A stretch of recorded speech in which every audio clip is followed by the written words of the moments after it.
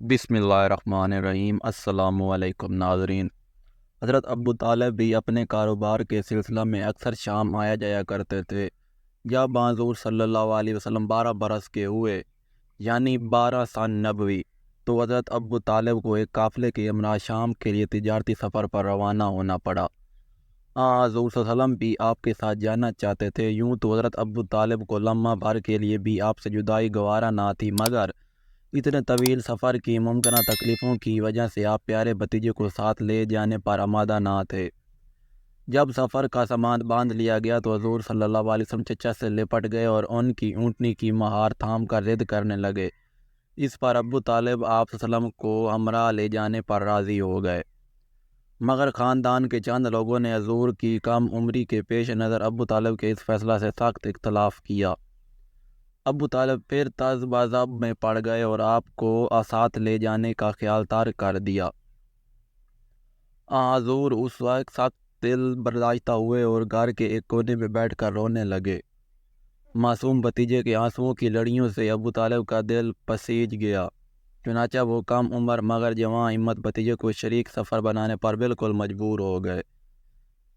یہ تاریخی کارواں بالآخر مکہ سے شام کی جانب رواں دواں ہوا۔ شفیق چچا راستہ بار حضور صلی اللہ علیہ وسلم کی دیکھ بھال کرتے رہے اور انہیں کسی قسم کی کوئی تکلیف نہ ہونے دی۔ راستے کے دلچسپ مشاہدے اور مذاکرے۔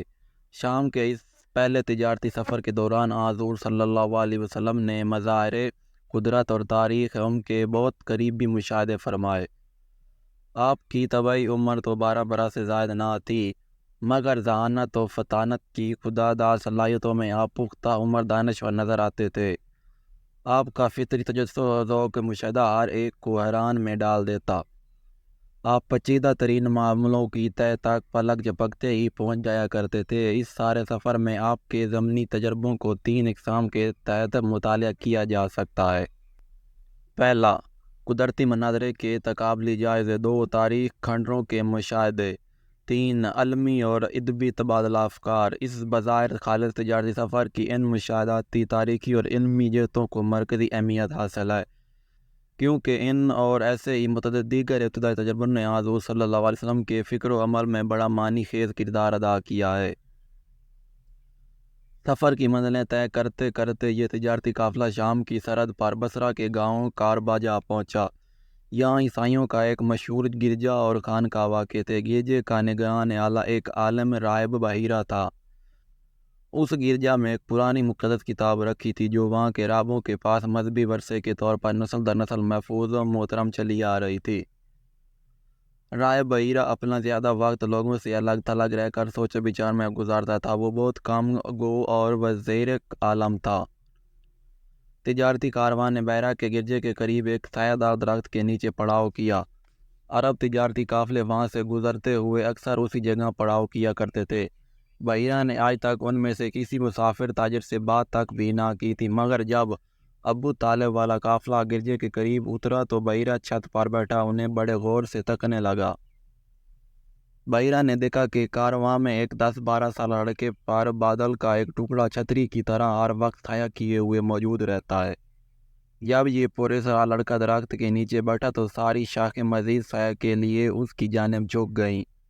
بحیرہ کی آنکھیں کھلی کی کھلی رہ گئیں۔ اس نے اس نیک بخت لڑکے کے بارے میں اپنی مقدس کتاب میں پہلے ہی بہت کچھ پڑھ رکھا تھا۔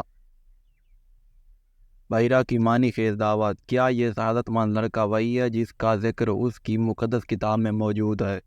بحیرہ کی حیرت اور اشتیاق کی کوئی انتہا نہ رہی۔ وہ فوراً کلیسا کی چھت سے نیچے اترا اور اپنے عملے کو جلدی جلدی پرتکلف کھانے تیار کرنے کا حکم دیا۔ ساتھ اس نے اپنے ایک خصوصی ایلچی کے ذریعے درخت کے نیچے رکے ہوئے تمام اہلکاروں کو گرجا میں اپنے ضیافت کی دعوت خاص بھیج دی۔ قافلہ کے تاجروں کو اس انوکھی بات پر شدید حیرت ہو رہی تھی کہ وہ اس گرجا کے پاس سے اس طرح پہلے بھی کئی بار گزر چکے تھے، مگر اس راہب نے ان سے کبھی بات تک کرنے کی زحمت بھی گوارا نہ کی تھی۔ مگر اس روز تو وہ صرف مائل ملاقات نظر آتا تھا، بلکہ ان کے لیے بڑی چاہت سے پرتکلف ضیافت کا اہتمام بھی کر رہا تھا۔ باہر کے قافلہ والوں نے بحیرہ راہب کی طرف سے ضیافت کی دعوت قبول کر لی۔ اس سایہ دار درخت کے نیچے اپنے سامان کی حفاظت کے لیے حضور صلی اللہ علیہ وسلم کو بٹھا کر وہ سب کے سب گرجا میں چلے گئے۔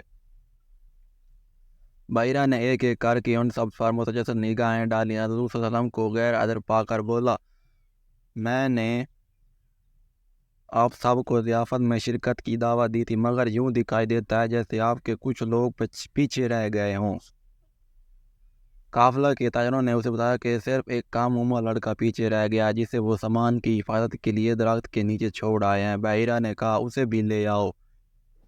اسی اثنا میں حارث بن عبد المطلب بول اٹھے، لات و عزا کی قسم، ہمارے لیے باعث ندامت ہے کہ ہم عبدہ بن عبد المطلب کے فرزند ارجمند کو ضیافت میں شرکت کے لیے ساتھ نہ لائے۔ چنانچہ حارث فوراً اٹھا اور جا کر حضور صلی اللہ علیہ وسلم کو ساتھ لے آیا۔ اس نے آپ کو بڑی شفقت و احترام سے اپنے ساتھیوں کے ساتھ بٹھا دیا۔ بحیرہ اور حضرت صلی اللہ علیہ وسلم کی تاریخی ملاقات۔ گرجے میں حضور صلی اللہ علیہ وسلم کی تشریف آوری پر بحیرہ راب کی جان میں جان آئی۔ اپنی مقدس کتاب میں دی ہوئی نشانیوں کی روشنی میں اس نے آپ کو فوراً پہچان لیا اور تعظیماً کھڑے ہو کر آپ کا استقبال کیا۔ کھانے سے فارغ ہو کر لوگوں ادھر ادھر ہونے لگے تو بحیرہ اٹھ کر آپ کے پاس چلا آیا اور کہنے لگا، میاں صاحب زادے، تجھے لات و عزا کی قسم ہے، میں جو کچھ تجھ سے پوچھوں ٹھیک ٹھیک جواب دیتے جانا۔ اس پانا حضور صلی اللہ علیہ وسلم نے سخت ناپسندگی کے عالم میں فرمایا، لات و عزا کی قسم دے کر مجھ سے کوئی بات نہ پوچھنا، اللہ کی قسم مجھے ان دونوں سے جتنی نفرت ہے اور کسی سے بھی نہیں ہوئی۔ بحیرہ اچانک ٹھٹک گیا۔ اس نے فوراً اپنی غلطی درست کرتے ہوئے اللہ کی قسم کھائی اور خاصا عرصہ آپ سے طرح طرح کے سوالات کرتا رہا۔ بحیرہ کے متعدد سوال حضور صلی اللہ علیہ وسلم کی ذاتی زندگی سے متعلق تھے۔ حضور صلی اللہ علیہ وسلم کے جوابوں کی اپنی مقدس کتاب کے عین مطابق پا کر وہ بہت خوش اور مطمئن ہو گیا۔ حضور صلی اللہ علیہ وسلم کی سرخ چمکیلی آنکھوں کی طرف اشارہ کر کے بحیرہ نے آپ صلی اللہ علیہ وسلم کے ساتھیوں سے پوچھا، کیا یہ سرخی کبھی زائل بھی ہوتی ہے؟ انہوں نے کہا، ہم نے کسے کبھی زائل ہوتے نہیں دیکھا۔ پھر اس نے آپ کے شانوں کے درمیان مور نبوت کی زیارت کی۔ بحیرہ فارط مسرت اور شدت جذبات پر قابو نہ پا سکا، اس کی آنکھوں سے عقیدت کے آنسو بہنے لگے۔ اس نے بڑے ادب سے مور نبوت کا بوسہ لیا۔ اسے ایک گناہ گو اطمینان محسوس ہوا۔ آپ صلی اللہ علیہ وسلم کو فوراً واپس لے جاؤ۔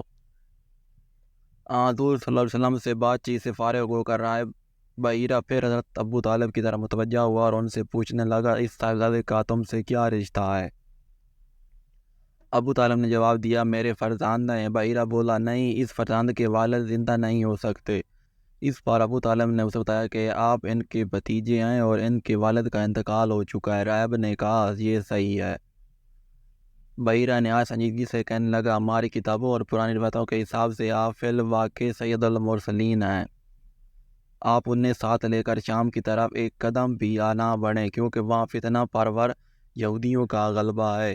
اگر کہیں ان یہودیوں کو بھی وہ سب باتیں معلوم ہو گئیں جو مجھے معلوم ہیں تو وہ آپ کے خلاف ضرور کوئی نہ کوئی خطرناک سازش کریں گے اور آپ کو نقصان پہنچائیں گے۔ اس لیے بہتری اسی میں ہے کہ آپ انہیں ساتھ لے کر یہاں سے فوراً مکہ واپس لوٹ جائیں۔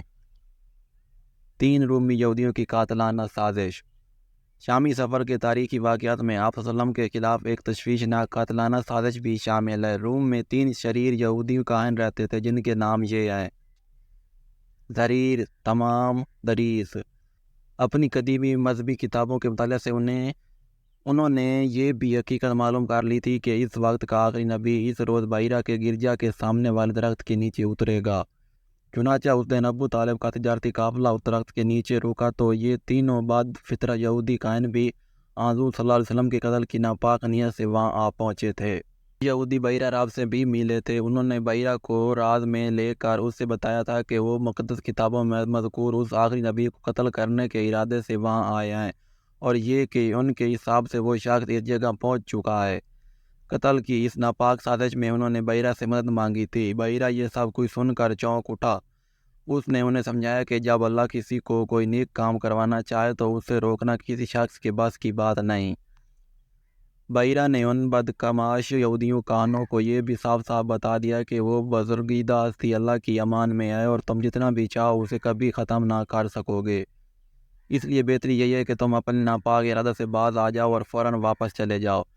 وہ اکھڑ کاہن واپس جانے کا نام نہیں لیتے، مگر بحیرہ کے واضح دلائل اور شدید اصرار پر آخر انہوں نے اپنا ناپاک ارادہ تارک کر دیا اور واپس چلے گئے۔ بحیرہ کا مشورہ، ابو طالب کا رد عمل۔